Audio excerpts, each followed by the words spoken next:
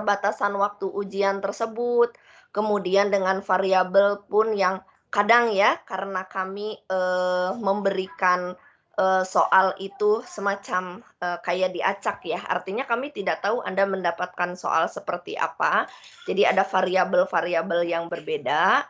Nah, sehingga kan itu juga membuat bahwa bisa jadi misalnya ya, soal yang keluar di irsyad dan, Yasmin misalnya ini. Nah, itu agak berbeda gitu ya bilangan-bilangannya. Mungkin ada yang pas untung dapat bilangan yang agak bagus, tapi misalnya pas irsyad, oh dapatnya pecahan agak rumit, begitu kan bisa jadi seperti itu. Nah, jadi, tingkat kesulitannya pun bisa agak berbeda sedikit walaupun memang kan kami mengacaknya, kami usahakan bilangan-bilangan yang memang di sekitar angka tersebut ya, tidak jauh-jauh. Nah, jadi, harapan Ibu jangan menyepelekan walaupun, PR ini ya hanya 5% begitu ya, tapi itu manfaat ke depannya. Ya, jadi Ibu ya agak kecewa aja karena, diberikan PR mungkin udah dari minggu lalu ya sebetulnya, tapi kok ada juga yang belum mengumpulkan, begitu ya. Jadi biasanya nanti di akhir-akhir Ibu yang kadang kewalahan harus mencari, "Aduh, si A, si B, si C menghubungi Ibu." Kan Ibu artinya harus mengabsen kembali ketika mengeluarkan nilai ada komponen yang kosong, padahal lumayan misalnya ya, nilai kalian itu di perbatasan, misalnya menuju AB misal ya, ini pernah pengalaman Ibu B, menuju AB kurang sedikit, padahal kalau ada komponen PR itu masuk ke dalam nilai tersebut, itu sangat, sangat membantu gitu ya untuk, naik, berapa jenjang begitu ke nilai yang terutama yang di perbatasan biasanya terasa sekali. Jadi mohon ya, tolong, kalau misalnya yang di Ibu belum pernah ngoprek-ngoprek sebetulnya, tapi biasanya tercatat kalau terlambat dan masih bisa memasukkan, PR Anda, ya paling tercatat di Ibunya. Ya artinya mungkin nanti Ibu akan mengurangi sekian poin dari rekan-rekan kalian yang sudah, bersusah payah ya mengumpulkan, tepat waktu. Ya, jadi mohon bagi yang belum karena Ibu lihat masih ada berapa orang ya tadi 10-an ya? Itu cukup banyak begitu ya, belum mengumpulkan, begitu ya. Jadi, tolong Ibu tunggu begitu ya hari ini gitu ya, untuk menyelesaikan, latihannya, supaya Ibu juga tahu ya minimal memaksa ya sebetulnya anak-anaknya karena kan PR juga ya maaf saja kalau misalnya, kalian apa, bukan daring begitu ya, luring ketemu langsung kan tetap aja bisa aja kalian mengerjakan PR kan bareng-bareng ya gitu ya. Tapi intinya adalah memaksa, supaya kalian bisa, latihan soal dengan lebih baik lagi. Baik, kalau begitu Ibu sekarang mau lanjut dulu saja karena ini masih ada yang banyak belum mengumpulkan. Ibu akan lanjut ke materi contoh dari ANOVA satu arah ya. Sebentar Ibu share dulu, slide-nya.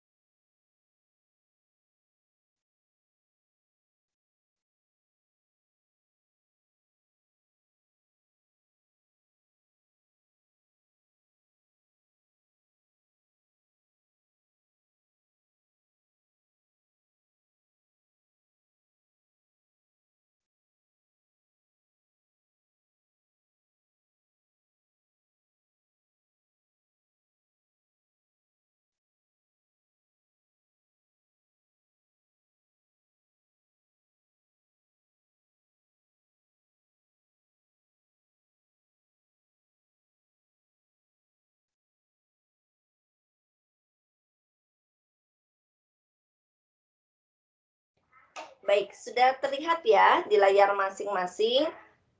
Jadi, Ibu review sedikit saja sebagai pengantar sebelum contoh kasus ini. Jadi, di sini kita ingin menguji ya rataan dari, beberapa treatment ya yang kita lakukan. Jadi treatment ini biasa nanti kita sebut sebagai perlakuan ataupun nanti kalau di dalam secara umum itu disebutnya populasi begitu. Nah, di contoh kasus ini kita baca dulu bersama-sama ya. Jadi tabel ini menyatakan waktu kesembuhan itu dalam jam yang diakibatkan oleh 3 merek obat sakit kepala yang berlainan yang diberikan di sini pada 25 penderita atau orang yang sakit begitu.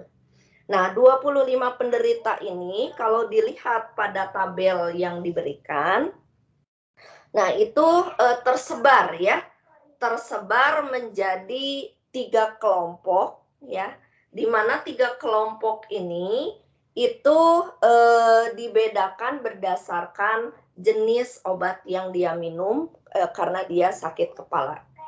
Nah, di sini obatnya itu ada 3. Artinya bahwa setiap penderita orang yang sakit tersebut itu hanya meminum 1 ya, tidak meminum kedua-duanya. Jadi artinya bahwa di sini kita bisa menjamin bahwa 25 penderita ini saling bebas ketika dia meminum masing-masing dari jenis obat yang ada. Nah, di sini obatnya itu ada 3, yaitu ada Panadol, ada migrain, dan ada Paramex. Nah, waktu kesembuhannya dalam jam, ini kalian bisa lihat seperti Panadol begitu ya, itu ada 5 jam, jadi artinya dia 5 jam ya, hilang penyakitnya sesudah meminum Panadol tersebut. Ada 5, ada 4, ada 8, dan seterusnya sampai yang paling ujung yaitu 2 jam. Jadi kalau kita lihat di sana ada 8 orang ya, ada 8 orang yang meminum, dia memilih obat Panadol. Nah, kemudian ada yang memilih migrain sebanyak 9 orang, dan ada yang memilih Paramex sebanyak 8 orang. Nah, Anda perhatikan bahwa di sini tidak harus sama banyaknya orang pada setiap jenis obat ini ya. Jadi tadi ada yang 8 dan ada yang 9. Nah, ketika di sini maka kita diminta menguji ya, apakah rata-rata waktu kesembuhan yang diakibatkan oleh ketiga merek obat tersebut itu berbeda atau tidak ya. Nah, di sini diminta menggunakan taraf signifikansi 5%, dan di sini di kalimat terakhir terdapat suatu anggapan ya, data dianggap berdistribusi normal. Jadi dalam hal ini Anda tidak perlu membuktikan bahasanya 3 uji yang Ibu sebutkan di awal. Ya, tidak perlu pertama membuktikan kenormalan data, kemudian kedua kemarin itu kebebasan, dan juga tidak perlu membuktikan apakah variansi dari setiap populasinya sama atau tidak. Ya, jadi cukup Anda membandingkan langsung ke topik uji hipotesisnya, dalam hal ini adalah ANOVA. Nah, jadi apakah nanti Anda menggunakan uji hipotesis biasa atau ANOVA itu dilihat dengan alasan bahwa di sini kita memiliki 3 populasi, maka kita melakukan uji hipotesisnya menggunakan analysis of variance atau ANOVA tersebut. Nah, di sini gitu ya, kita bisa menentukan terlebih dahulu dengan cara membuat matriks data seperti yang kemarin Ibu sampaikan. Masih terlihat di layar ya, anak-anak? Masih, Bu. Pertama kita bisa menentukan dulu seperti prosedur di uji hipotesis, yaitu pernyataan hipotesisnya terlebih dahulu. Nah, di ANOVA itu kita sudah sama-sama kemarin mendefinisikan bentuk hipotesisnya, bahwa H0-nya itu menyatakan kesamaan ya dari rata-ratanya. Sebut di sini Ibu misalkan tadi Panadol itu adalah jenis obat A, kemudian migrain itu adalah B, dan Paramex itu adalah C. Maka kita dapat menuliskan ya di sini hipotesis nolnya itu adalah mu A sama dengan mu B sama dengan mu C. Nah, bagaimana hipotesis satunya? Nah, ini yang kemarin Ibu sebutkan, begitu ya. Apa yang bisa membatalkan H0? Jadi artinya pernyataan apa yang merupakan lawan atau kebalikan dari H0 ya. Nah, tentu saja di sini kemarin Ibu ingatkan bahwa kecenderungan kita pasti sering ya menuliskan langsung aja Bu, kalau lawannya mu A tidak sama dengan mu B, tidak sama dengan mu C gitu ya. Nah, itu lebih strict lah bahasanya ya, lebih strictly artinya dia lebih kuat. Tetapi tentu saja untuk membatalkan H0 cukup di sini paling sedikit 2 di antara rata-rata tersebut itu tidak sama. Jadi dalam hal ini cukup boleh Anda tuliskan mu I tidak sama dengan mu J untuk I tidak sama dengan J.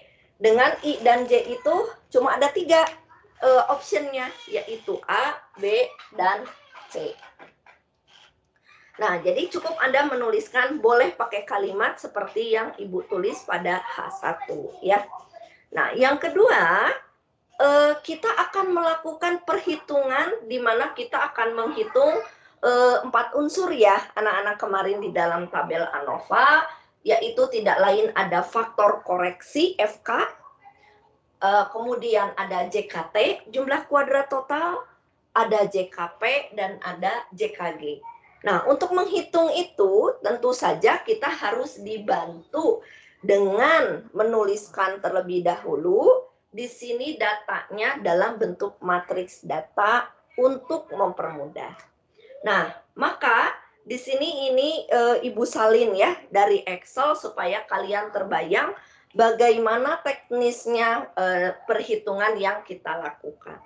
Jadi utamanya ya tabel yang berbentuk, kebetulan kan kalau di sini di soal pasti nulisnya ke baris ya, gitu, barisnya yang sedikit bukan ke kolom gitu. Nah, maka baris ini lebih enak kita tuliskan dalam bentuk kolom supaya mudah seperti bentuk yang di awal ya, yang Ibu menerangkan YIJ. Nah, ini tinggal ditranspos ya bahasanya kalau matriks itu. Jadi yang tadinya baris menjadi kolom dan sudah Ibu simbolkan supaya tidak panjang masing-masing jenis obatnya itu dengan ABC. Nah, sesudah ABC ini tentu saja yang perlu kalian perhatikan adalah kolom baris 2 baris terakhir yang berwarna orange muda. Ya, yaitu ada baris jumlah di mana jumlah ini kalian tinggal menjumlahkan lamanya waktu yang tertera dari orang ke 1 sampai ke sekian. Jadi kalau di kolom A itu Anda tinggal menjumlahkan 5 sampai 2. Di situ total waktunya jumlahnya adalah 36. Nah, 36 inilah yang kalau di matriks data itu ditulis sebagai T1 dot. Ya, Anda masih ingat. Nah, yang kolom B, angka 54 itu menyatakan T2 dot. Dan yang di kolom C, angka 42 itu menyatakan T3 dot. Ya, artinya dot itu semua barisnya kita jumlahkan. Kenapa 1 dot, 2 dot, 3 dot? Karena mengikuti dia kolom ke-1, ke-2, ke-3 yang masing-masing menunjukkan ABC. Nah, kemudian ke samping dari 36, 54, dan 42 dapat kita jumlahkan yang nanti kita sebut sebagai T besar dot-dot ya. Jadi 132 itulah nanti yang kita nyatakan sebagai T dot-dot. Nah, T dot-dot ini begitu penting karena nanti akan kita pakai untuk menghitung FK, faktor koreksi. Nah, di mana faktor koreksi itu biasanya nanti T dot-dot itu kita kuadratin lalu kita bagi dengan N besar. Nah, sehingga di sini masing-masing dari N tersebut dari kolom ABC juga kita baiknya langsung tuliskan. Jadi di sini Ibu tuliskan NI begitu ya. Itu ada 8, ada 9, ada 8. Totalnya adalah 25. Nah, jadi ini dua baris terakhir, terutama kolom paling terakhir, yaitu angka 132 dan 25, akan terpakai oleh Anda untuk menghitung FK atau faktor koreksi. Nah, langkah kedua, kita akan menghitung jumlah kuadrat total. Di mana jumlah kuadrat total itu, ya, Anda sambil melihat slide Anda yang sebelumnya ya, itu kita kuadratkan setiap data yang kita punyai. Nah, ini tercantum pada sebentar Ibu sorot dulu. Nah, ini tercantum pada yang kedua ya, pada Excel yang sebelah kanan. Ya, tabel sebelah kanan di mana setiap datum kita kuadratin. Jadi 5 kuadrat 25, 9 kuadrat 81, 7 kuadrat 49 sampai ujung ke paling bawah kanan yaitu angka 4 nih yang di kolom C itu adalah 16. Nah, lalu kita jumlahkan semuanya. Boleh dengan cara masing-masing ke kolom dulu, terus nanti dijumlahin, atau langsung totally semua gitu ya. Kalau menggunakan kalkulator ya harus dimasukin 25 tambah 16 tambah 64 seterusnya sampai ujung. Nah, maka di sini hasilnya kita mendapatkan anak-anak ini Ibu salah ya, bukan 132 ya. Nanti mendapatkan suatu hasil jumlahan dari seluruhnya. Ini kelihatannya Ibu masih salah ya. Tidak apa-apa, kita lanjut dulu. Nah, jadi nanti unsur tabel yang sebelah kanan ini akan kita pakai untuk menghitung jumlah kuadrat total. Nah, jumlah kuadrat perlakuan JKP itu nanti kita akan membutuhkan baris yang kedua terakhir di sini, anak-anak. Yaitu yang 36, 54, dan 42. Nah, baris ini nanti akan kita pakai begitu ya untuk menghitung yang namanya jumlah kuadrat perlakuan karena memang dia urusannya perlakuan ABC yang kita punyai. Jadi ada 3 konsep ya yang nanti kita butuhkan, yaitu pertama tolong perhatikan laser Ibu ya, pointer Ibu. Jadi nanti kita butuh angka 132 dan 25 ini untuk menghitung faktor koreksi. Lalu kita membutuhkan jumlah yang di tabel sebelah kanan ini Ibu yang salah tadi ya, bukan 132. Nah, ini untuk menghitung JKT. Lalu kita butuh JKP, nanti Ibu butuh 2 baris yang terakhir, yaitu angka 36, 54, dan 42 beserta N-nya. Nah, nanti kita butuh 3 unsur yang ada pada matrik data yang kita hitung. Nah, dari sana baru poin berikutnya, tadi poin ketiga sesudah kita membuat matriks data, adalah kita menghitung besaran-besaran yang nanti akan kita pindahkan, akan kita cantumkan pada tabel ANOVA. Nah, pertama adalah N besar. N besar itu adalah N1 tambah N2 tambah N3, yaitu 8 ditambah 9 ditambah 8, hasilnya adalah 25. Nah, kemudian faktor koreksi, Anda perhatikan saya mencantumkan sekilas rumusnya supaya diingat saja oleh kalian, ya, bahwa di FK ini adalah T dot kuadrat dibagi dengan N. Nah, artinya dia 132 kuadrat dibagi 25. Jadi hasilnya di sini adalah 696,96. Ini dibuat dulu di 2 desimal ya, seperti itu. Nah, yang baris ketiga yaitu JKT. Saya kembali tulis lagi rumusnya, yaitu sigma-sigma dari YIJ dikuadratin dikurangi FK. Nah, disinilah yang tadi barangkali saya salah ya, mengerjakannya bukan 132 tentunya karena udah dikuadratin gitu ya. Jadi nanti Anda coba hitung lagi. Nah, di sini Ibu berikan ilustrasi rumus adalah 5 kuadrat, 4 ditambah 4 kuadrat, tambah 8 kuadrat, dan seterusnya sampai ujung, begitu ya. Nah, dikurangi, jangan lupa faktor koreksi. Yang Ibu bilang kemarin, faktor koreksi ini selalu Anda bawa-bawa kemana-mana, begitu ya. Nah, maka semua jumlahan bilangan yang dikuadratin itu dikurangi 696,96, maka hasilnya adalah 137,04. Nah, perlu anak-anak perhatikan, jika ini ya, hasilnya itu negatif, nah, itu berarti kalian ada yang salah hitung. Kenapa, Bu? Nah, karena variansi itu tidak pernah bernilai negatif, anak-anak ya. Jadi karena variansi itu adalah ukuran penyebaran, dan kalian sudah tahu variansi itu biasanya berdistribusi Q kuadrat, di mana Q kuadrat itu tidak simetri, beda dengan Z dan T ya, di mana ada bilangan negatifnya. Nah, Q kuadrat ini nggak ada bilangan negatifnya. Jadi kalau nanti kalian ternyata, aduh kenapa ya bilangan saya negatif? Nah, berarti itu ada yang salah hitung. Pengalaman Ibu ya, biasanya faktor koreksinya enggak dikuadratin. Gitu. Jadi misalnya cuma 132 bagi 25 gitu ya, lupa dikuadratin sama kalian. Nah, itu biasanya menyebabkan ada perhitungan yang lebih besar suku yang FK-nya ya, begitu. Jadi ada yang tertinggal tidak Anda kuadratnya. Jadi harus positif. Jadi kalau udah positif, wah agak aman nih, berarti agak betul ya hitungannya, tinggal kalian memperhatikan rumus-rumusnya kembali. Nah, itu jumlah kuadrat total.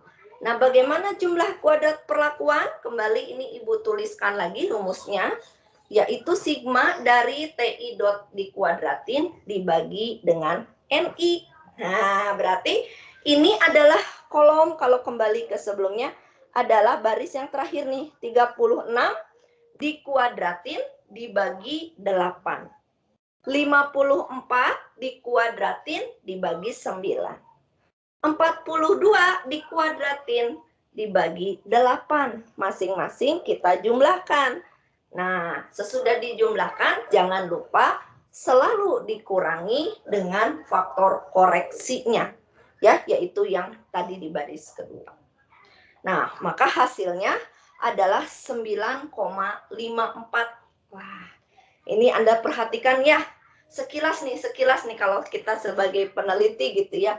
Oh, variansi gara-gara perlakuan itu cuma 9,54, kecil ya anak-anak ya.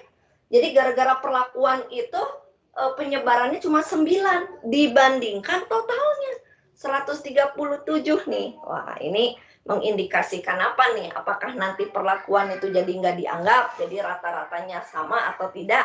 Nah, harus ada feeling ke sana, begitu ya. Oke, nah kita lanjutkan ya. JKT sudah, JKP sudah. Nah, JKG gimana? Nah, karena kita sudah membuktikan di rumus EIJ kuadrat bahwa JKT itu sama dengan JKP tambah JKG. Nah, maka untuk mendapatkan JKG tidak sulit. Tinggal Anda kurangi seperti pada baris yang terakhir. Yaitu JKT kurangi JKP, hasilnya adalah 127,5. Begitu ya. Jadi sisa dari perhitungan yang sudah kita lakukan.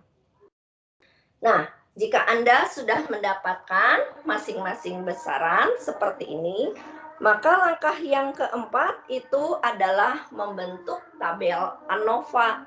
Nah, sekali lagi, tabel ANOVA itu terdiri dari beberapa kolom, di antaranya adalah sumber variasi, berikutnya adalah jumlah kuadrat, kolom ketiganya derajat kebebasan, kolom keempatnya rata-rata kuadrat, yang terakhir adalah F hitungnya. Ya, silakan coba Anda perhatikan dulu sebentar ya tabelnya.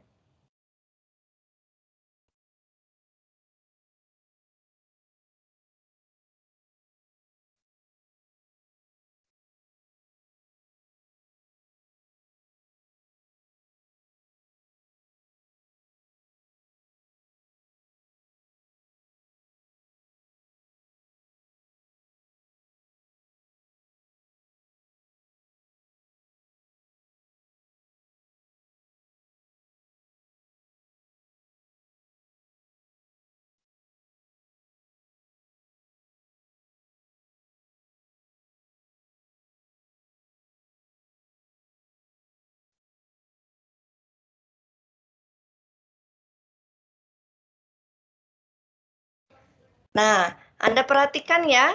Jadi di sini kita lanjutkan bahwa sumber variasi itu adalah dari perlakuan, dari galat, dan dari total. Jadi artinya kalau tadi kita sudah menghitung pada bagian ketiga masing-masing dari besaran tersebut, maka tinggal Anda pindahkan saja setiap bilangan yang tadi sudah dihitung. Jadi tadi di sini jumlah kuadrat perlakuan JKP ya, kita dapatkan 9,54.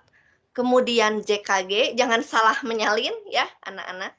JKG itu 127,5, itu yang di kolom yang terakhir tadi, nih di baris terakhir. Nah, JKT berarti dia adalah total sebetulnya jumlahan dari JKP dan JKG. Kalian bisa cek kembali ya perhitungannya supaya tidak salah memasukkan. Nah, berikutnya adalah derajat kebebasan. Ini pun tidak perlu kalian hafalkan, begitu ya. Tinggal kita ingat saja bahwa derajat kebebasan itu rata-rata biasanya dihitung dengan N kurang 1. Nah, maka untuk mengisi derajat kebebasan perlakuan, Anda tahu tadi perlakuannya atau treatmentnya adalah 3 jenis obat, maka derajat kebebasannya adalah 3 kurang 1, yaitu 2. Nah, total data kita tadi ada 25 penderita, maka derajat kebebasannya tinggal 25 kurang 1, yaitu 24. Nah, maka galatnya tinggal Anda kurangi saja 24 dikurangi 2, yaitu di sini 22. Nah, kalau Anda sudah berhasil mendapatkan 2 kolom di sini, tentu saja 2 kolom terakhir yaitu RK, rata-rata kuadrat dan F hitungnya itu sangat mudah begitu ya. Nah, contoh di sini di RK ya, Anda tinggal membagi kolom kedua dengan kolom ketiga, yaitu 9,54 dibagi 2, yaitu sekitar 4,77. Nah, yang berikutnya juga sama di yang galat, yaitu 127,5 dibagi 22, Anda mendapatkan nilai 5,79.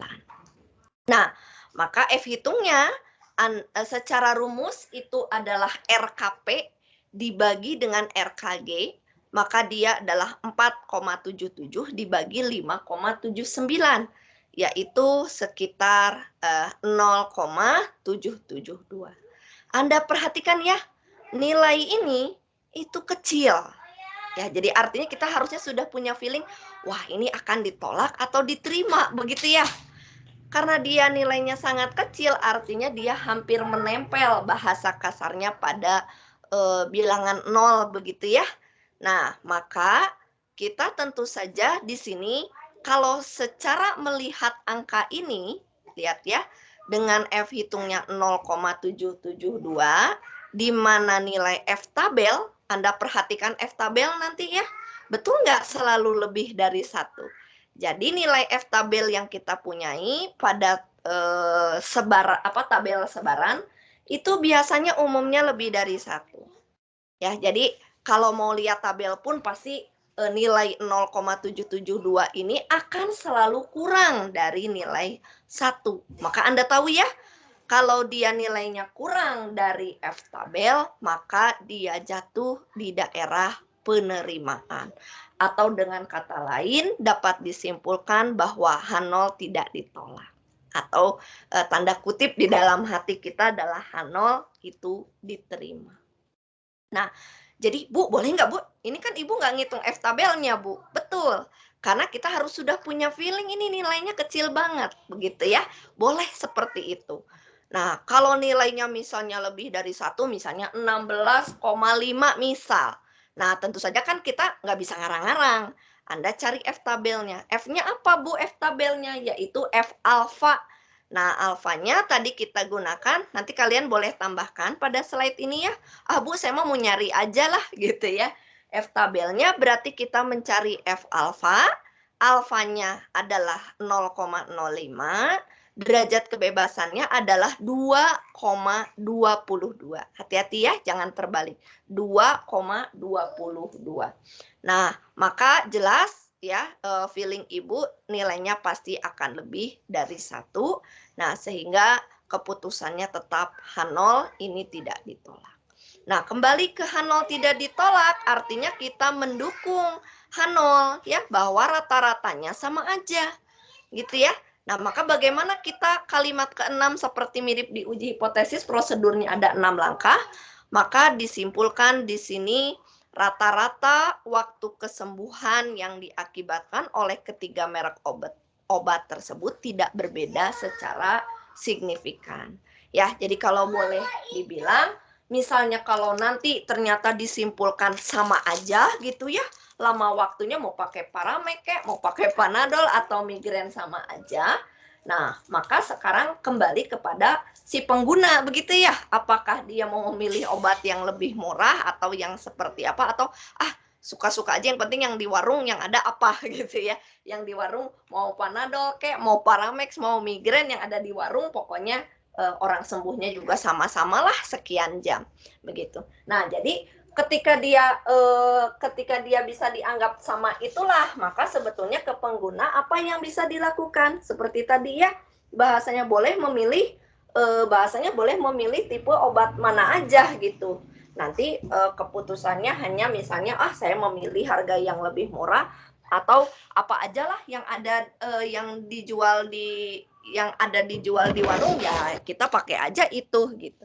Nah, berbeda kalau misalnya seseorang sudah bahasanya jatuh cinta atau ada alergi terhadap obat tertentu, kan memang biasanya dicari ya, misalnya saya kalau dulu ibu misalnya selalu Panadol, ya berarti kemana-mana ya saya nyarinya Panadol. Jadi kalau di warung nggak ada ya saya cari ke tempat lain. Mungkin seperti itu ya kesimpulan yang bisa kita simpulkan.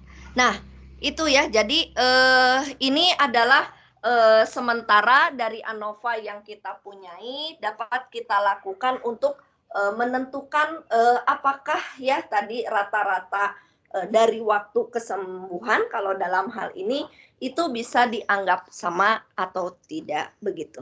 Nah, sekarang silakan Ibu berikan waktu dulu untuk bertanya. Barangkali ada bagian yang masih ingin kalian tanyakan untuk contoh soal yang sudah kita bahas. Silakan. Siapa yang mau bertanya? Izin bertanya, Bu. Ya, silakan. Tadi yang kalau H0 itu kan tadi itu μ1 sama dengan μ2 sama μ3 sampai bla bla bla. Nah, sedangkan kalau H1 itu setidaknya ada satu yang tidak sama itu. Nah, gimana cara kita tuh mengetahui bahwa pasti ada mu yang sama gitu ya, Bu? Misalnya ya kalau kita tuh berlaku hipotesis satu berarti kan kesimpulannya setidaknya ada satu ada sepasang populasi ya, yang bahasanya sepasang ya. sepasang itu. Nah, kalau gitu berarti pasti ada yang sama kan, Bu? Itu tuh gimana cara nyari yang sama itu ya, Bu? Oke, good. Jadi kalau ini yang kemarin Ibu terakhir bilang ya, anak-anak. Jadi kalau Ibu kalau keputusan barusan di kasus barusan, nanti tolong dikoreksi ya. Takutnya Ibu malah jawabnya kemana, kamu nanya kemana. Nah, keputusan yang barusan itu kita bilang bahwa rata-ratanya sama begitu ya. Nah, itu mungkin nggak ada masalah begitu ya. Tapi ketika misalnya keputusannya itu adalah menolak H0 begitu, nah artinya kesimpulan kita kan mendukung H1 ya. Jadi artinya ada sepasang rataan itu yang nggak sama. Gitu. Betul kayak gitu, Hakim? Iya, Bu. Terus gimana cara kita tahu bahwa pasangan mana yang tidak sama, pasangan mana yang sama gitu ya, Bu? Iya, good. Nah, makanya itu yang Ibu bilang kemarin. Kita perlu menambahkan begitu ya tes yang kita lakukan dengan melakukan uji hipotesis berpasangan begitu, Hakim. Paham nggak, Hakim? Uji hipotesis berpasangan. Berarti kayak dites lagi itu ya, Bu? Atau ANOVA lagi? Jadi ANOVA tidak mampu bahasanya menjawab. Jadi kalau dibilang tadi, oh nggak sama berarti. Lah yang nggak sama mana? Gitu ya pertanyaannya, Hakim, benar nggak? Kan kita penasaran ya. Kan tentu saja kita pasti menginginkan kalau nggak sama, wah kan kita pasti pengennya yang waktunya lebih singkat dong ya nyembuhinnya, benar nggak? Ya artinya kita pasti mencari obat mana yang bisa kita rekomendasikan untuk kita beli, begitu ya, gitu. Kalau yang tadi kan terserah saya, orang sama aja kok, gitu ya. Nah, ketika tidak sama, nah inilah yang kita memerlukan uji tes berpasangan. Nah, sehingga dari pasangan ABC ini dapat Anda lakukan beranak, begitu ya, beranak lagi uji tesnya. Nah, uji yang pair, berpasangan, maksud berpasangan di sini adalah berdua-berdua. Nah, kalau berdua-berdua, berarti kita akan kembali melakukan yang namanya uji hipotesis Z atau T-test. Nah, ini kembali ke bab sebelumnya berarti, Hakim dan yang lain-lainnya, berarti masuk ke bab uji hipotesis untuk kasus 2 populasi. Jadi kita akan mengetes apakah A sama B, apakah B sama C, atau A sama C, yaitu dengan melakukan tes berpasangan. 3 kali ya artinya tes yang dilakukan. Jadi nanti pada uji yang pertama, kita akan mencoba mu A sama dengan mu B. Uji yang kedua, kita akan mengetes mu A sama dengan mu C. Uji yang ketiga, kita akan mengetes mu B dan mu C. Nah, nanti akan terlihat, Hakim, Bu, ternyata saya melakukan uji ketiga-tiganya itu beda semua. Nah, berarti kan terlihat sebetulnya mereka bertiga ya beda semua ya, Hakim, gitu. Tapi mungkin saja dari 3 tes yang kita lakukan sebagai tes lanjutan itu, satu menyatakan berbeda gitu ya. Misalnya ternyata pas ngetes mu A mu B dia H0-nya ditolak. Nah, artinya kan A sama B beda. Nah, tapi bisa jadi A sama dengan C gitu ya. Atau bedanya 2 ya. Pokoknya pasti ada minimal satu yang menyatakan dia berbeda. Begitu, Hakim, jawaban Ibu. Cukup jelas nggak? Atau silakan Anda komentari dulu. Iya, cukup jelas, makasih. Terus mau nanya lagi, Bu. Silakan. Saya masih belum nangkap esensi atau arti dari jarak kuadrat itu, jumlah kuadrat itu. Sebenarnya kalau variansi itu kan kayak sebarannya terhadap min itu rata-ratanya ya kalau variansi. Nah, kalau jumlah kuadrat itu kayak JKT, JKG, JKP itu maksudnya gimana, Bu? Saya kayak tahunya cuma hitung-hitungnya, tapi kayak esensinya itu nggak tahu. Ya, baik. Nah, untuk menjawab pertanyaan kedua, sebentar ya, Ibu mundur dulu ke rumus yang ini ya, barangkali Hakim ya. Nah, jadi kenapa tiba-tiba Ibu menuliskan konsep sigma-sigma dari YIJ dikurangi Y bar dot itu dikuadratkan itu sama dengan jumlah kuadrat, begitu ya. Nah, jadi kalau makhluk jumlah kuadrat itu memang betul, itu adalah jumlah kuadrat, betul ya?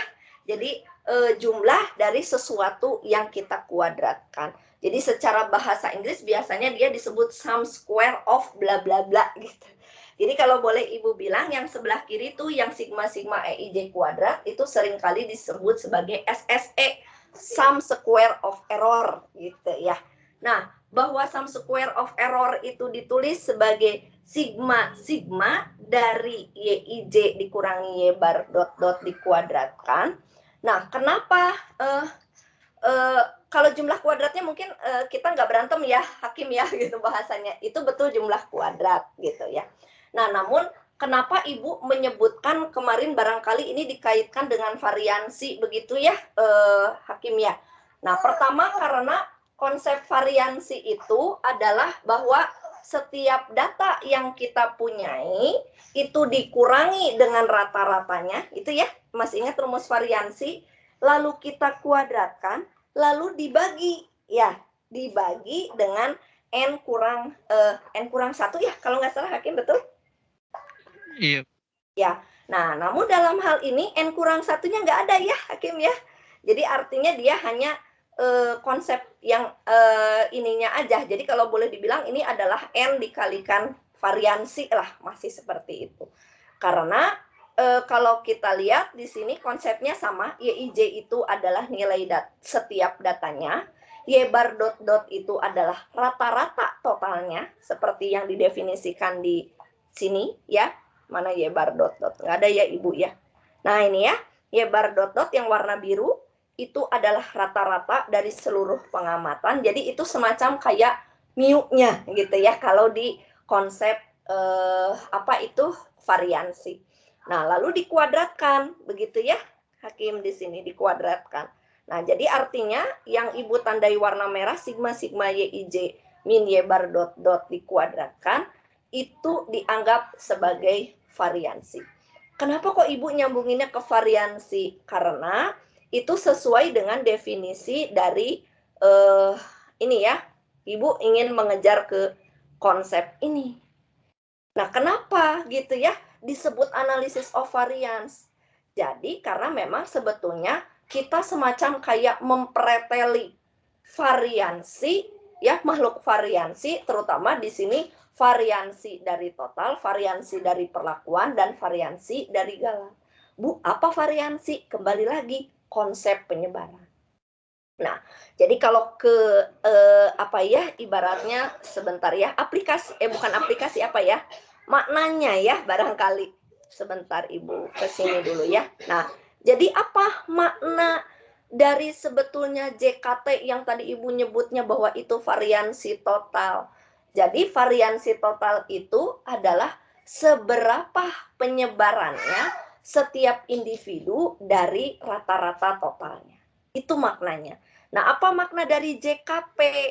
Nah, JKP ini maknanya adalah seberapa besar perbedaan nilai dari setiap rata-rata perlakuannya terhadap totalnya. Gitu. Jadi kalau tadi di contoh kita JKP kita itu maaf kecil ya tadi ya. Ya, ingat lagi 9,54 kecil. Nah, berarti Ibu boleh bilang penyebaran di perilaku itu kecil.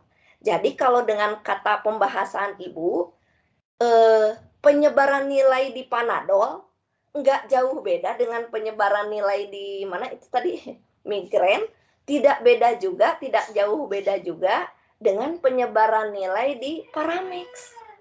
Jadi wajar ya kalau keputusannya adalah H0-nya diterima gitu. Jadi nggak ada perbedaan. Lawong bedanya juga cuma kecil kok. Sebarannya ya, perbedaan variansinya gitu. Nah, itu secara maknanya begitu ya Hakim. Mudah-mudahan bisa jawab ya Hakim. Jadi bahwa konsep dia disambungkan ke variansi.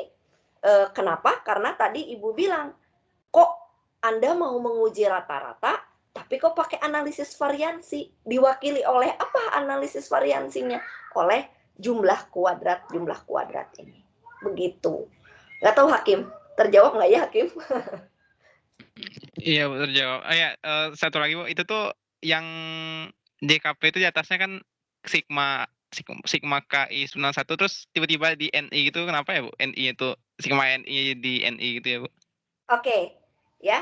Kalau diperhatikan anak-anak, ini sigma ini lihat indeksnya ya. Terlihat sorotan Ibu di baris ketiga ya. Nah, di sini sigma I jalan dari 1 sampai K. Yang kedua adalah sigma dari J jalan dari 1 sampai NI. Nah, Anda perhatikan ruas yang ini. Y bar I dot dikurangi Y bar dot dikuadratin. Adakah J-nya, Hakim? Ada. Oh iya, enggak ya. Nggak ada ya. Nah, jadi karena nggak ada J-nya, jadi semacam langsung gimana ya? Jadi yang di dalam itu adalah konstanta gitu. Ya, suatu konstanta. Jadi kalau konstanta kan kesannya kayak dikeluarin ya. Jadi misalnya gini, Ibu jumlahin sebanyak N buah dari angka 2. Nah, berarti kan Ibu ngomongnya 2 tambah 2 tambah 2 tambah titik-titik tambah 2 sebanyak N kali gitu ya, Hakim ya. Nah, jadi langsung seperti Anda mengalihkan NI banyaknya dikalikan konstanta ini. Gitu. Makanya kenapa sumnya yang J ini berubah menjadi NI. Karena ini dianggap tidak ada indeks J-nya. Nah, kalau nggak ada indeks J-nya, maka dia dianggap suatu konstanta sehingga bisa Anda keluarkan dari jumlahan yang J jalan dari 1 sampai N. Jadi cukup NI ya, ambil batas atas ininya, NI dikalikan dengan bilangan yang kita jumlahkan. Gitu Hakim. Bisa dipahami kah? Iya bisa. Terus yang di atas itu 2 kali sigma itu kenapa hilang itu? Itu nggak hilang Hakim. Nggak Dia hilang. kita ada satu proses di sini, makanya saya bilang coba buka buku Walpole, karena Ibu kan nggak menuliskan lengkap di sini langkahnya ya Hakim ya. Nah ini coba Anda turuni nih, dari sini kan kita setuju ini ya. Nah dari baris kedua ke baris ketiga, ini tentu saja ada proses bahwa suku kedua ini dengan suku ketiga, ini ada satu proses yang bisa semacam kayak kita kita jabarkan begitu ya. Karena di sini ada unsur kalau kita culik begitu ya, dia y dot min y bar dot dot. Nah, ini jadi ini dipertahankan. Nah, bagian yang ini bisa kita rombak nih, bagian yang suku ini. Nah, mungkin anak-anak perlu exercise gitu ya, menguraikannya. Jadi ada proses bahwa nanti 2 dikalikan ini ditambah ini hasilnya adalah hanya bagian yang kesannya hanya bagian yang sebelah kanan ini. Begitu ya. Apakah di sini mungkin nanti 0 penjabarannya atau seperti apa? Nah, itu nanti tolong Anda ibaratnya exercise aja. Ibu nggak akan nanya soal itu sih nanti di ujian ya. Hanya mungkin Anda perlu latihan apakah nanti memang besaran ini dianggap 0 sehingga hanya suku yang terakhir ya. Nah, itu mohon nanti bisa dilihat di Walpole begitu ya. Kalau tidak salah di Walpole menurunkan agak panjang lebar begitu. Ya, Hakim? Oke, Bu. Makasih banyak, Bu. Ya. Ada lagi, Kim? Hakim? Cukup, Bu. Cukup. Yang lain silakan loh. Ini Ibu pengen ya maksudnya agak memberi ruang buat kalian bertanya. Takutnya ada beberapa hal yang masih bingung. Tapi tentu saja biasanya ya kami mengeluarkan soal ANOVA tuh kayak bonus anak-anak. Karena udah tinggal teknis ngerjain gitu-gitunya ya. Tapi harapan Ibu di sini untuk yang satu arah ini kalian bisa memahami dengan baik karena nanti kita masuk ke 2 arah. Ibu ngelihat silabusnya dikasih anak-anak betul nggak? Ada yang pegang silabus? Di silabus itu nyampe 2 arah tuh anak-anak. Makanya hari ini Ibu akan masuk dulu ke bagian sedikit 2 arah gitu ya. Ayo, silakan ada yang mau bertanya lagi? Ibu izin tanya, Bu. Silakan. Siapa ini? Tadi yang Kinan, Bu. Oh, Kinan. Ya, silakan Kinan. Ya, yang tadi yang masih pertanyaan Hakim yang awal sih. Yang tadi tuh jadi kalau misalnya H0-nya itu ditolak, bukan yang ini, Bu, yang di soal tadi. Jadi contoh soal. Ya. Ya kan hasilnya kan kalau di sini tuh H0-nya tidak ditolak. Kalau misalnya H0-nya tadi kan misalnya ditolak, H0-nya itu ditolak, berarti kan nanti kan diuji lagi Bu pakai itu diujinya tuh pakai rataan atau variansi. Terus tadi yang pengamatan berpasangan gimana Ibu? Mestinya kayak masih nggak nangkep gitu Bu. Apakah diuji rataan ya berpasangan atau rataan yang 2 populasi? Oh gitu, iya, baik. Ibu ini ya, ulang ya. Mungkin Ibu ini ya, sebentar. Ibu koreksi kalimat Ibu ya. Jadi di sini bukan berpasangan lari ke berpasangan, bukan ya, Kinan ya? Maksudnya di sini Ibu koreksi ya, maaf, diralat aja kata-kata Ibu. Nah, maka kita harus melakukan uji berdua gitu, gimana ya, Kinan ya? Jadi kalau berpasangan takutnya nanti mikirnya ke yang nyari D itu ya, Kinan ya? Iya, jadi kayak dianggap satu populasi nanti kan Bu dihitung. Jangan Kinan. Ibu koreksi ya kalimat Ibu. Jadi bukan pair yang pair berpasangan, bukan. Jadi ketika nanti keputusannya di sini adalah Ibu jawab dulu pertanyaan Kinan yang pertama ya. Jadi kalau misalnya H0 kalian ditolak, maka Bu, saya membahasakannya apa? Udah cukup membahasakannya di sana berarti kan mendukung H1 ya. Artinya kalau H0 ditolak, tidak cukup bukti. Tolong dicatat ya kalimat Ibu.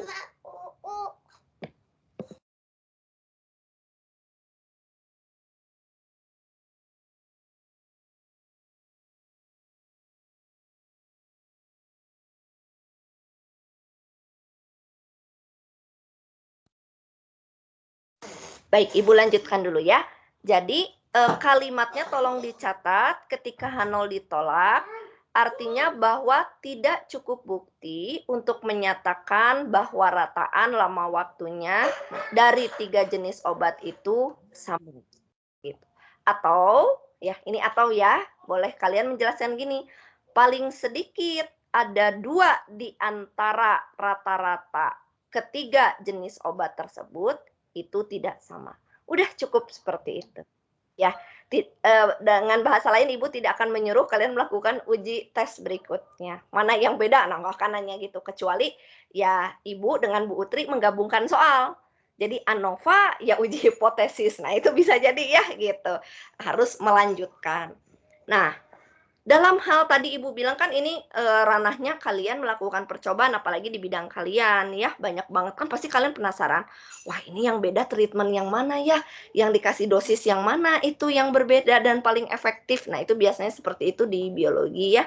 Nah maka Kinan dan yang rekan-rekan lainnya harus melakukan uji berdua-berdua.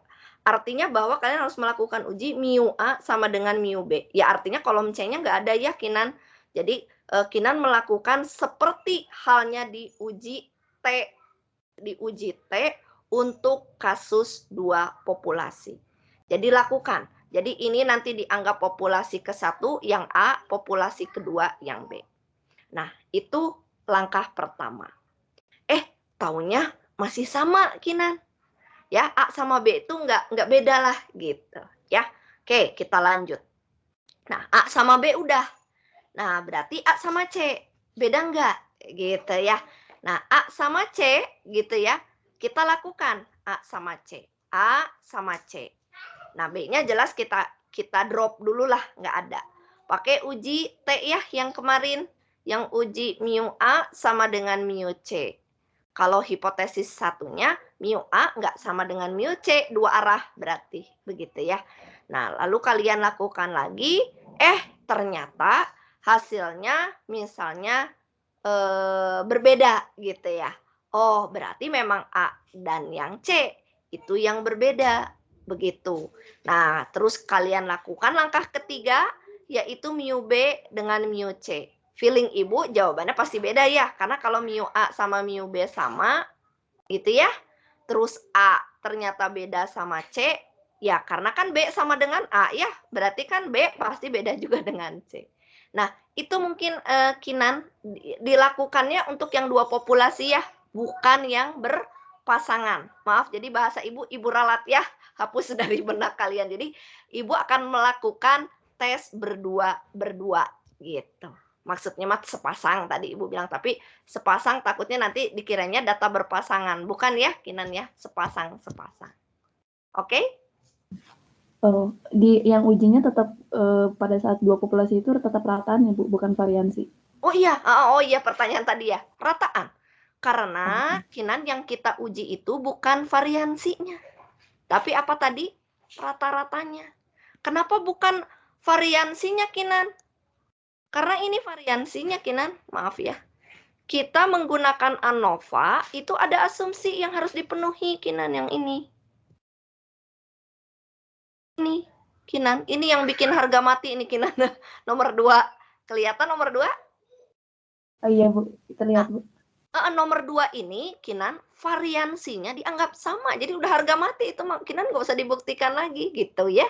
Artinya bahwa kita menganggap bahwa si variansi A dengan B ya sama, A dengan C ya sama, B dengan C ya sama, begitu Kinan. Dalam hal ini ya kita batasi dulu. Kalau nanti Kinan beneran melakukan percobaan, Kinan betul-betul Kinan ini harus dibuktikan Kinan. Ya, jadi kalau nanti Kinan ternyata, aduh Bu, nggak sama variansi saya.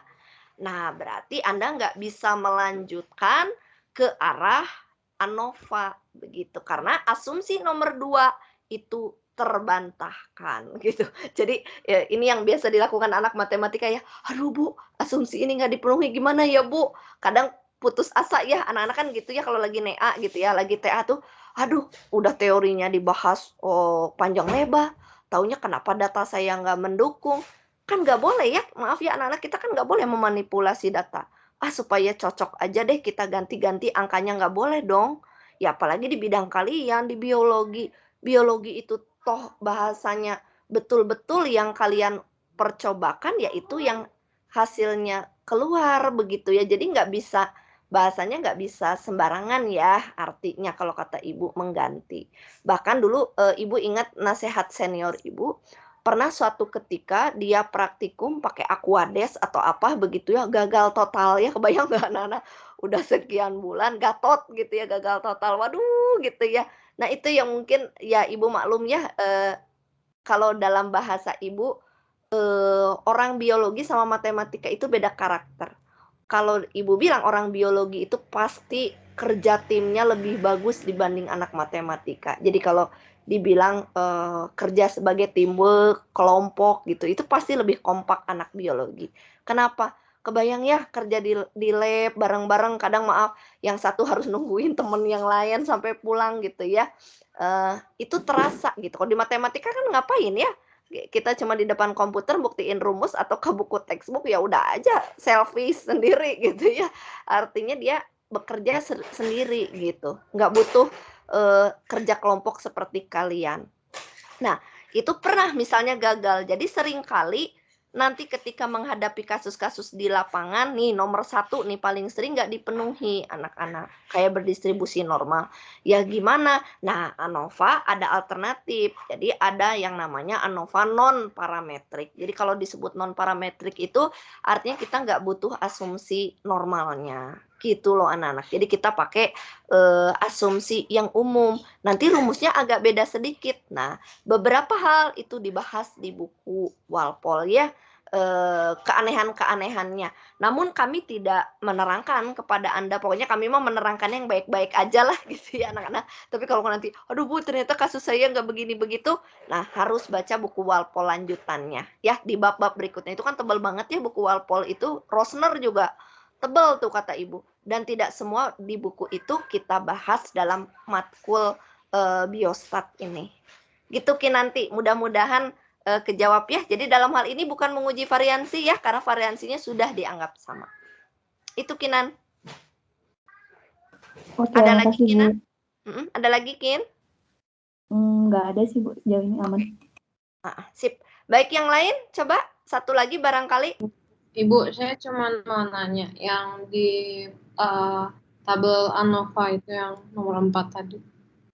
Itu yang di F hitungnya itu kan 4,77 per 5,54. Nah, itu 5,54 itu dapat dari mana ya, Bu? 5, maaf sayang, yang mana? Yang ini kah? Hitung, iya. No lah ya. Masa 5,44 ini anak-anak? Harusnya berapa ya? Betul-betul sayang. Ini ibu yang salah. Harusnya enggak segitu dong ya. Berapa 5, ada yang punya kalkulator? Iya, ini ibu salah ya? Kalau itu 5,79 udah betul? Saya bingungnya itu harusnya angka berapa gitu. Halo? Bisa satu orang bantu ibu? Yang rata-rata kuadrat. Itu udah betul, 9,54 bagi 2, 4,77 betul ya? Ya, betul. Itu hasilnya harusnya 0,824. Ya. Ada yang punya kalkulator? Halo, Bu. Ibu tidak dekat sini. Ada? Ini mana yang harus Ibu perbaiki? Udah? Tes. Halo, Bu. Pada kemana ini? Anak-anak dengar suara Ibu kah?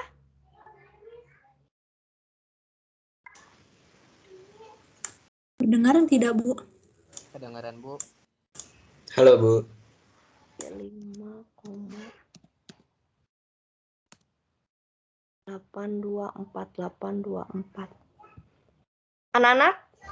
Halo? Halo, Bu.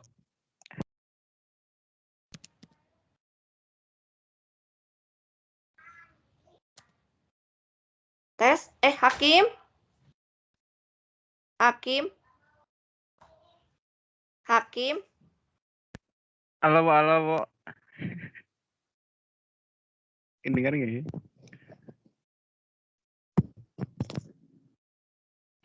Hakim, Halo, Bu, halo, Bu.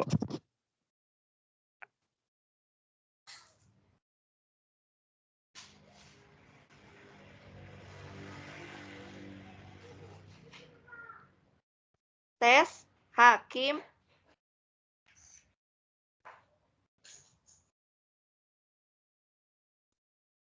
Halo, Bu. Suara ibu kedengar?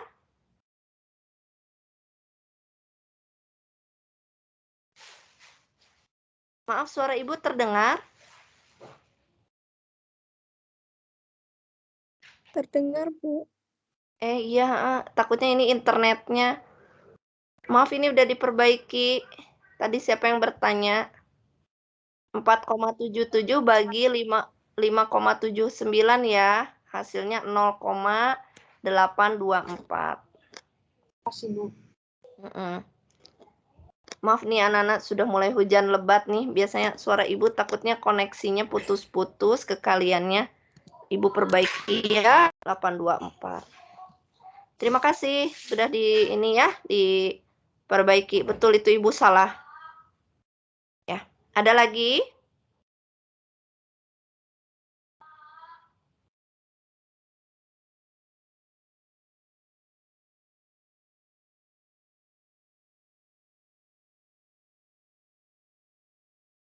Baik, sudah. Satu orang mungkin bisa komen, sudah paham? Ada lagi kah? Bu, saya mau nanya sedikit deh, Bu. Silakan. Cuma masalah pembulatan gitu tuh kayak nggak apa-apa dari faktor koreksi kan ya? Nggak apa-apa, nggak apa-apa. Oh, oke. Kalau Oke, di Bu. hitungan di sini, ibu kan di faktor koreksi itu langsung ibu bulatin ya, jadi 2 desimal gitu ya. Nggak apa-apa, begitu ya. Karena kalau kepanjangan juga kita kan ngejelimet ya. Ini kan juga nanti kalau misalnya 3, dia beranaknya 3 gitu. Toh juga kayak seperti ini, seperti di JKT-nya begitu ya. Ini 137,04 itu kan juga ya kita lihat desimalnya juga yang berarti hanya 1 sebetulnya ya gitu. Bisa kita bulatkan. Tapi kita bulatkan aja 2 karena ibu mengejar ini nih seperti JKP kalau nanti nilainya satu satuan. Jadi supaya ada komanya di belakang ya, 9,54 di sini. Begitu. Oke?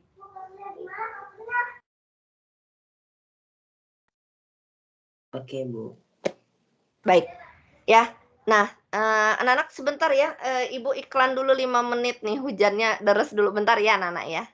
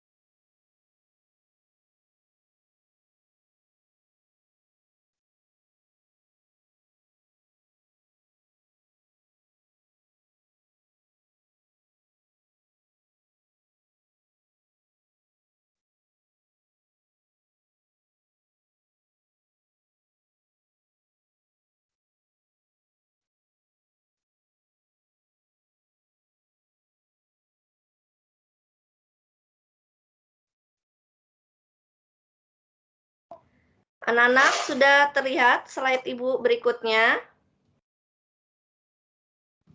Sudah, Ibu. Ya. Baik, kalau sudah tidak ada pertanyaan lagi, Ibu akan lanjutkan dulu sedikit ya berkaitan dengan di sini analisis variansi dua arah atau sering disebutnya two-way begitu ya. Nah, di dua arah ini begitu ya. Ini agak berbeda ya anak-anak dengan istilah yang waktu itu ya, uji satu arah, uji dua arah ini agak berbeda gitu ya. Jadi kalau boleh dibilang nanti dua arah, satu arah di istilah di dalam ANOVA ini menunjukkan istilah ada faktor-faktor yang lain yang kita gunakan. Nah, sebentar. Nah, ini ya. Jadi sebagai pengantar di sini kita bisa mempertimbangkan ada faktor-faktor lain yang memengaruhi setiap populasi yang akan kita bandingkan.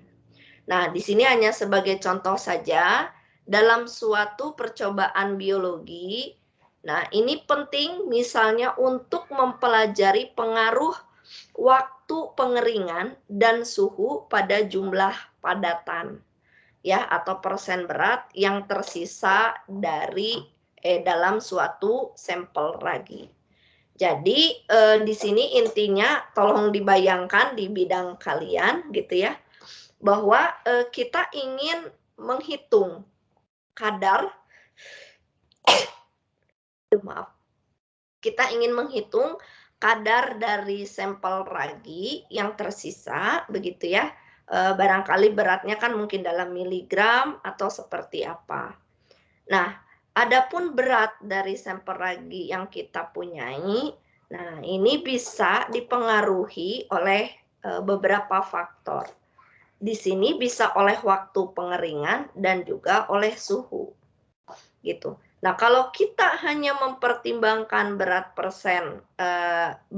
dari sampel ragi itu karena waktu, nah maka itulah yang nanti kita sebut dengan satu arah atau one factor begitu.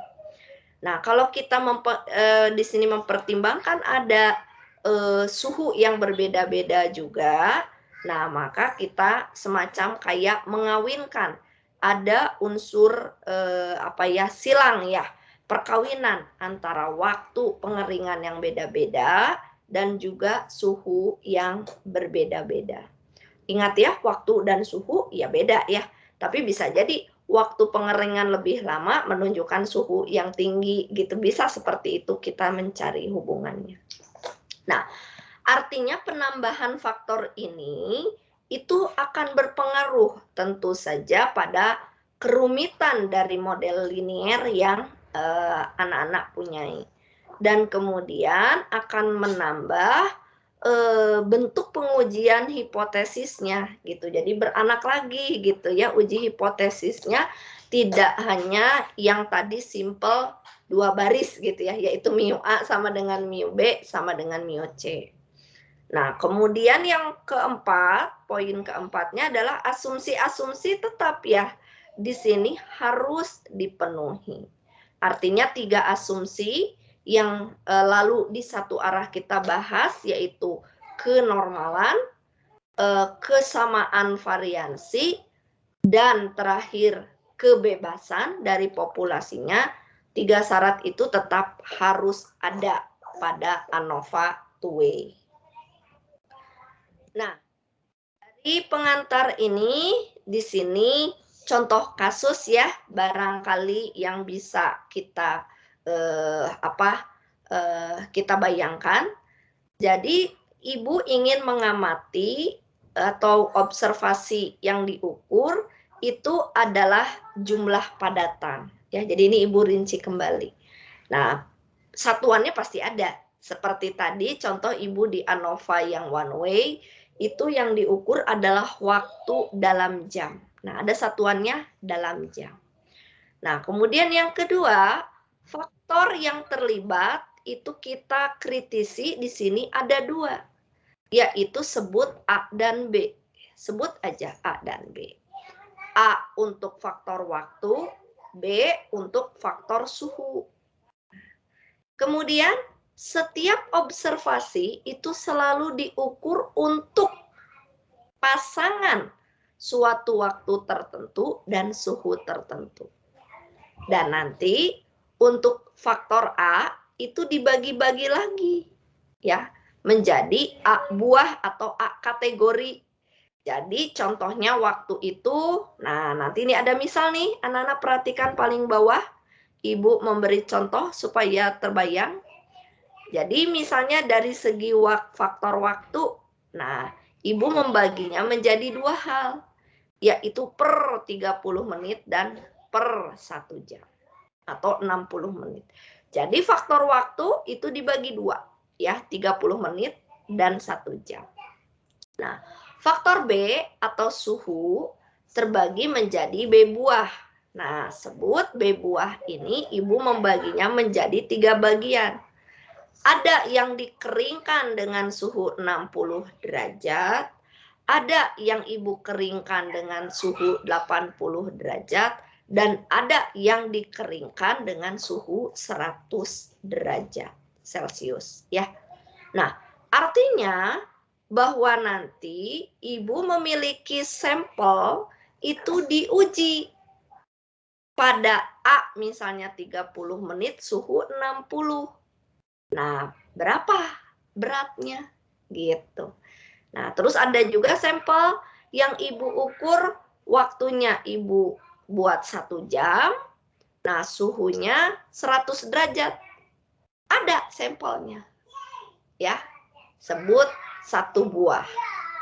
Nah, kenapa di sini ada bahasa terdapat N buah pengulangan? Nah, biasanya nggak mungkin cuma 1 anak-anak dalam setiap kombinasi. Jadi mungkin ada 2 gitu ya, supaya apa? Nah, kalau Ibu menyarankan biasanya kalau bisa ganjil ngulangnya. Kenapa Bu ganjil? Jadi jangan bermain 2. Kenapa?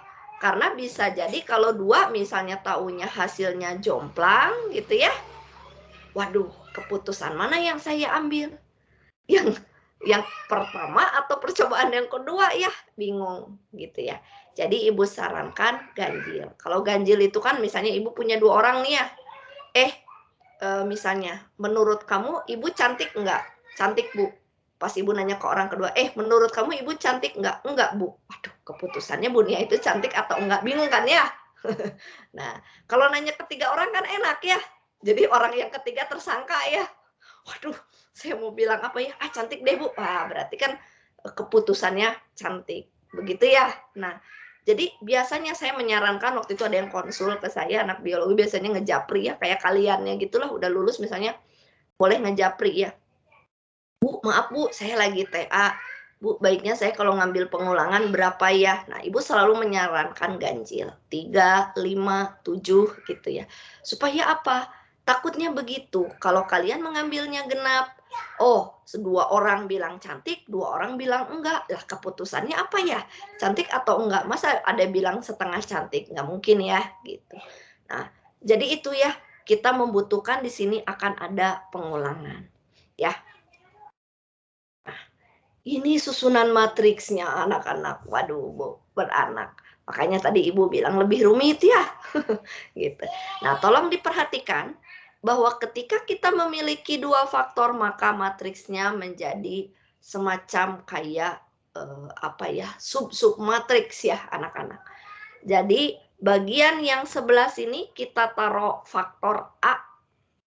Ya, tadi kita punya faktor A itu adalah waktu. Jadi Ibu yang naruh di sini tadi, 30 menit, 60 menit. Cuma ada 2. Nah, faktor B itu suhu tadi di kasus kita. Ada 3. Yaitu yang ke-1 60 derajat, yang kedua 80 derajat, yang terakhir yang ketiga ini berarti titik-titiknya nggak ada. Ya, itu adalah 100 derajat. Nah, sekarang baru kita main-main ya, anak-anak. Nah, disinilah yang disebut pengulangan. Anda mau mengulang berapa banyak, anak-anak? Ya, Kalau di sini tertulis mengulang N banyak. N banyaknya. Kenapa N?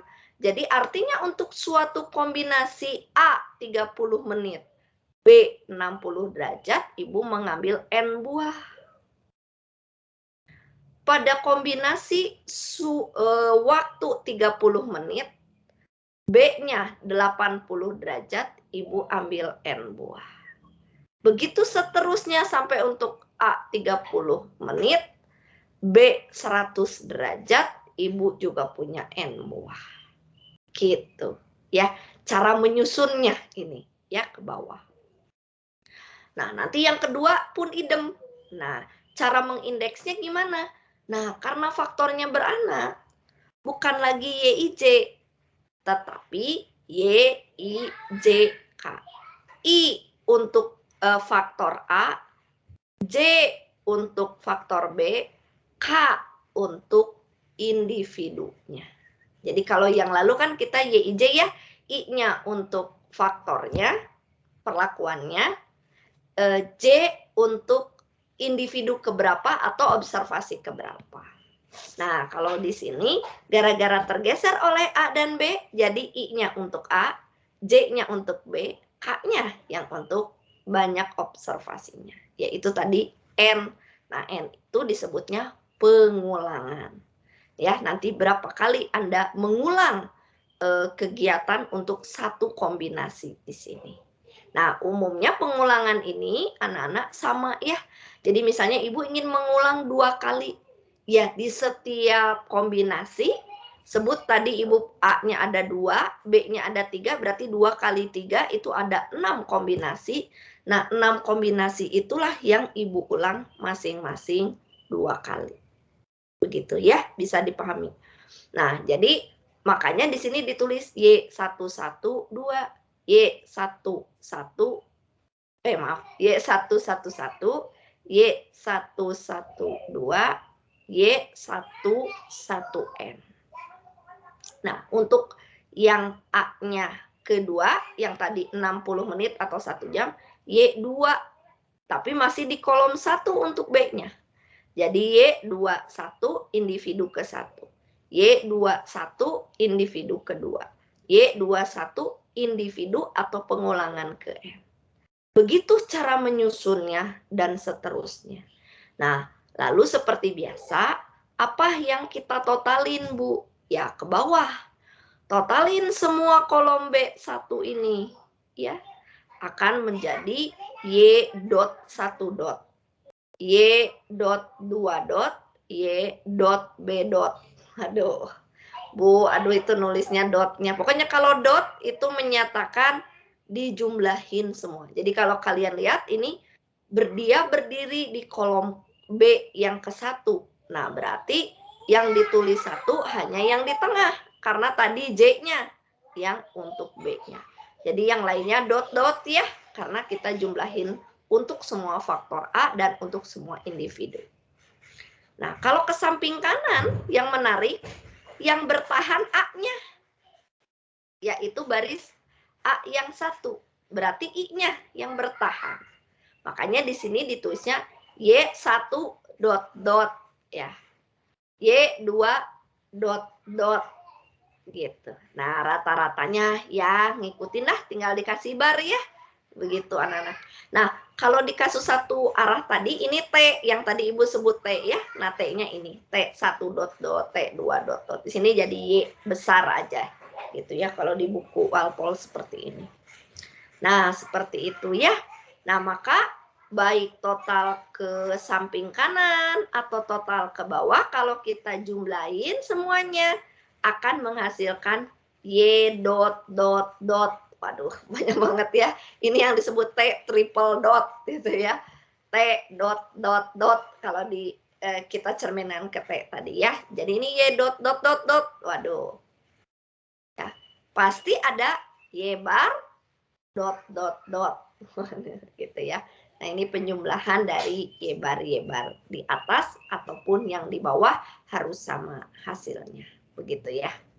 Nah, itu matriks datanya anak-anak. Nah, maka di sini ada simbol-simbol yang menerangkan unsur-unsur yang ada pada tadi matriks data. Pertama ada YIJ dot ya anak-anak. Nah ini artinya jumlah observasi dalam kolom ke IJ. Begitu.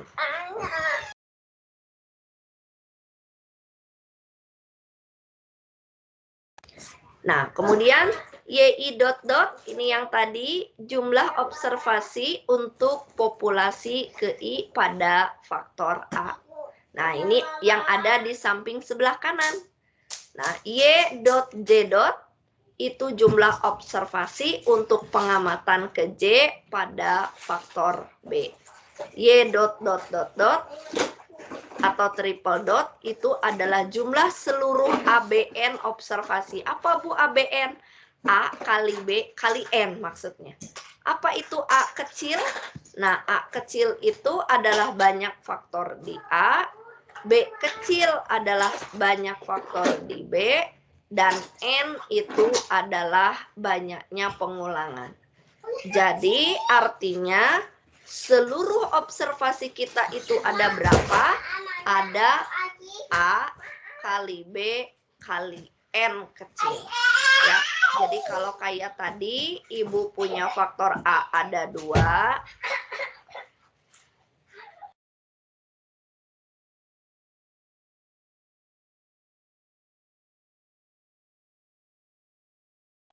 Faktor A itu ada 2. Faktor B itu ada 3, dan pengulangan ada 2, maka seluruhnya ada 2 kali 3, 6 kali 2. Jadi ada 12 N besarnya.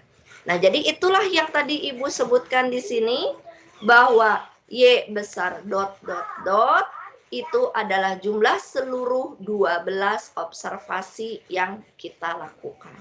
Jadi artinya individunya ya ada 12 buah begitu di sana ya. Nah, ini adalah Y bar kecilnya yang menyatakan rata-rata. Jadi nanti besaran simbol ini, inilah yang akan kita gunakan dalam perumusan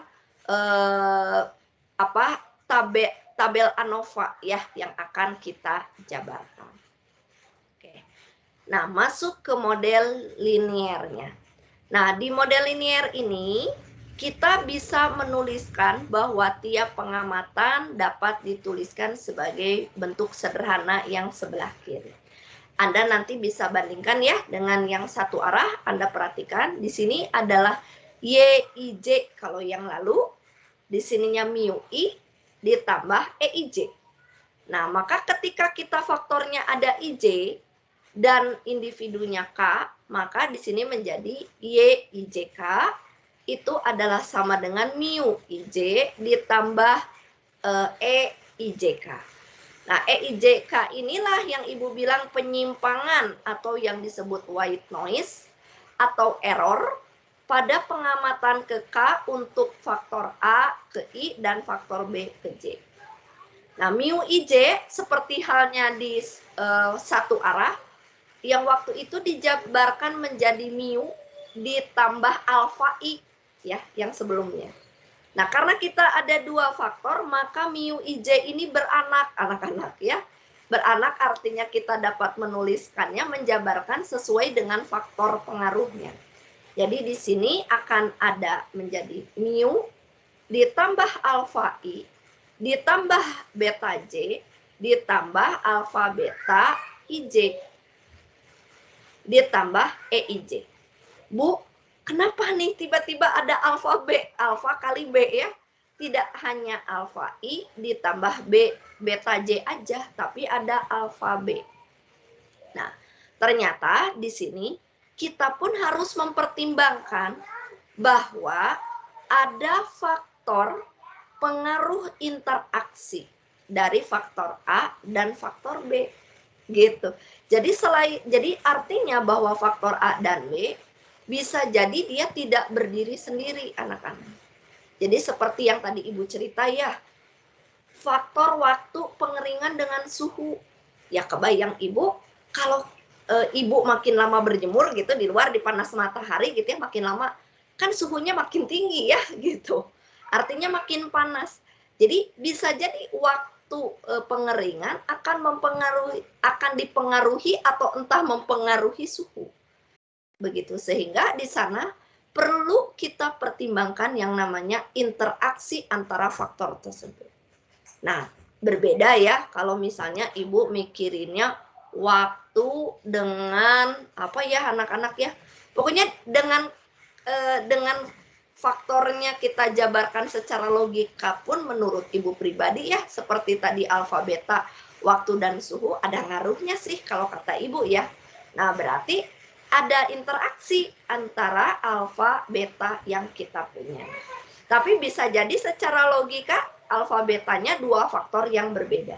Jadi kayak tadi misalnya faktor waktu dan tekanan misalnya ya, kan nggak nyambung ya tekanan dengan waktu gitu. Oh, berarti bisa jadi nanti alfa betanya itu tidak ada.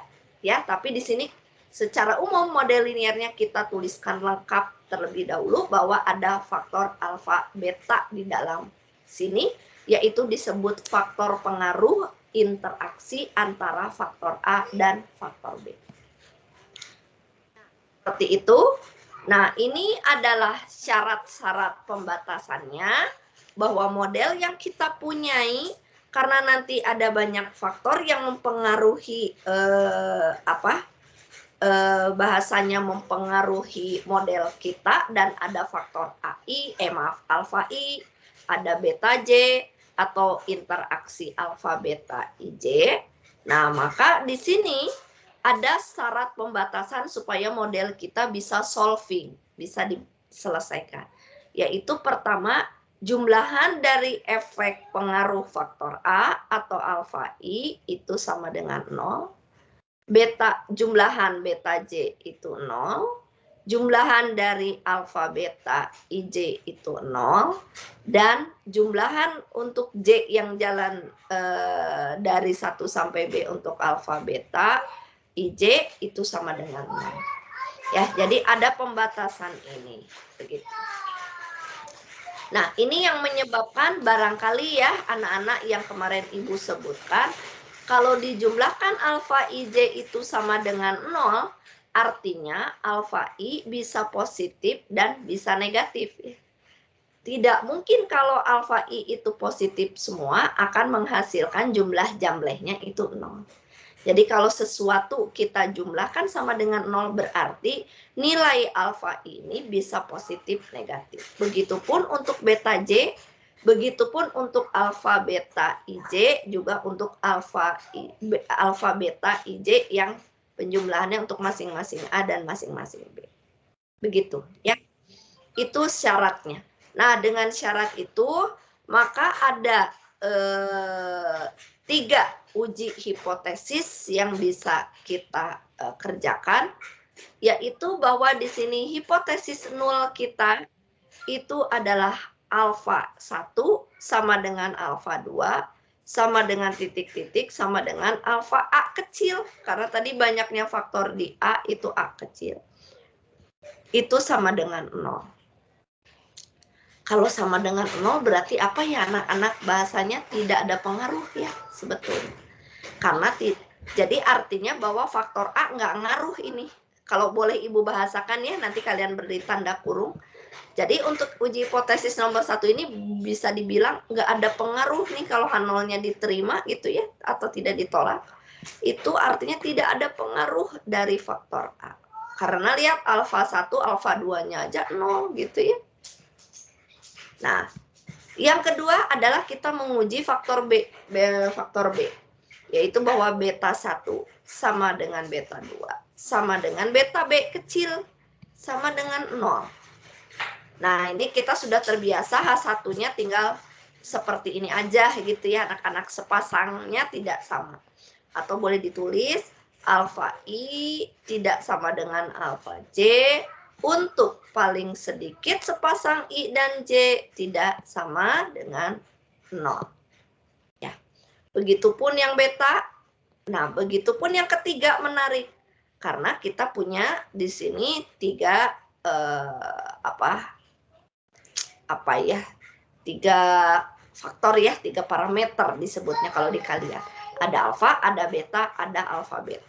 Maka di sini pun diuji bahwa alfa beta 11, alfa beta 12, banyak loh ini kombinasinya ya, tergantung dari berapa faktornya. Sampai alfa beta AB, tadi A-nya ada 2, B-nya ada 3, berarti alfa 23 gitu ya. Itu sama dengan 0, artinya tidak ada interaksi ini sebetulnya di sini ngaruhnya. Nah, paling sedikit sama H1-nya ya, paling sedikit sepasang dari alfa beta IJ itu tidak sama dengan 0. Ya, jadi artinya boleh dibilang paling tidak ada satu aja yang berarti dah itu membatalkan bahwa tidak ada interaksi begitu ya untuk bahasa nomor 3. Nah, disinilah anak-anak ya bahwa hipotesis yang kita lakukan ini beranak kembali begitu ya. Tidak hanya satu tadi menguji rata-ratanya saja, melainkan di sini berbagai keberartian dari parameter-parameter yang kita punyai ini juga kita pertimbangkan ya. Oke ya anak-anak, mungkin dari Ibu segitu dulu ya, karena ini masih menyisakan prosedur. Nanti kita akan lanjutkan ini di minggu depan. Kalian bisa membaca dulu, tetapi pada intinya adalah barangkali di rumus model ini bisa mencerminkan ada beberapa uji hipotesis yang harus kita uji gitu ya. Oke, itu dulu barangkali anak-anak Ibu berhenti dulu sampai model linier. Nanti seperti biasa Ibu akan berikan slide-nya supaya bisa sama kalian dibaca-baca dulu ya, karena di sini makin rumit tentu saja model linier yang kita punyai. Baik, masih ada 3 menit nih, silakan mengabsen dulu. Barangkali ada 1 buah pertanyaan sebelum Ibu tutup, silakan.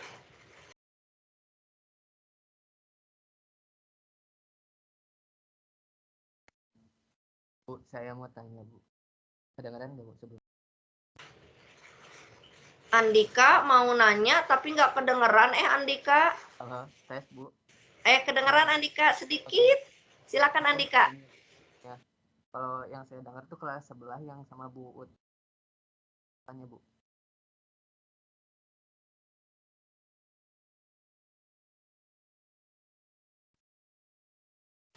Andika, maaf suaranya Andika kenapa ya? Boleh ditulis Andika? Sedikit Andika Nanti di sama, chat. Oh ya.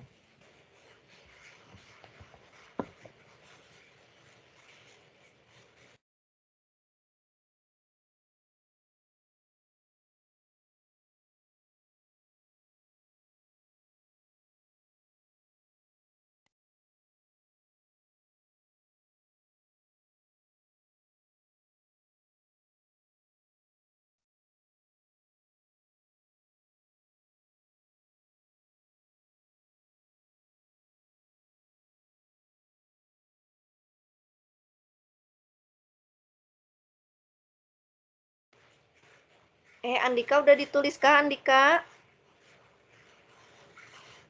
Halo Ibu. Kedengeran. Siapa itu Ibu, suaranya keras? Saya Valencia Ibu. Iya Valencia gimana? Ibu, kita bakal ada kuis gak Bu? Rencananya iya Valencia, tapi saya belum diskusi lagi sama Bu Utri. Untuk materinya apakah sampai ANOVA atau kemarin aja Bu, yang sampai uji hipotesis Bu? Kalau di silabus itu uji hipotesis sampai selangkah kepercayaan dan hipotesis, tapi nanti Ibu diskusikan lagi dengan Bu Utri kepastiannya. Baik Bu, terima kasih Bu. Baik, aduh maaf tadi, Andika udah. Oh iya, makasih. Maaf Andika tadi suaranya kecil, yang Valencia tadi kedengeran Ibu. Baik, kalau begitu nanti Ibu akan umumkan lagi karena Ibu belum diskusi lanjutan ya dengan Bu Utri seperti apanya begitu ya. Jadi nanti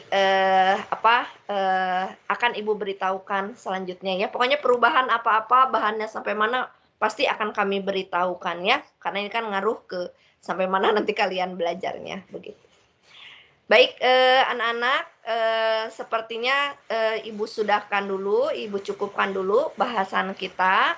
Nanti Ibu seperti biasa akan kirimkan di MS Team juga bahan materi Ibu beserta di grup WA ya.